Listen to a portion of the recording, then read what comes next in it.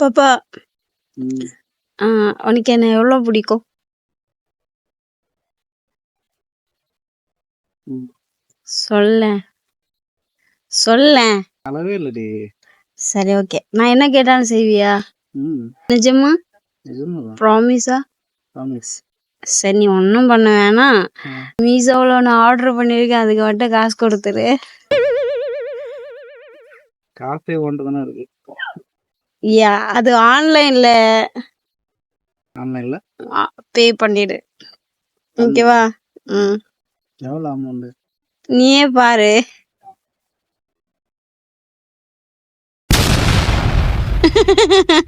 என்ன பாப்பா, என்ன? ஓகேவா? தேங்க்ஸ். வேற என்ன?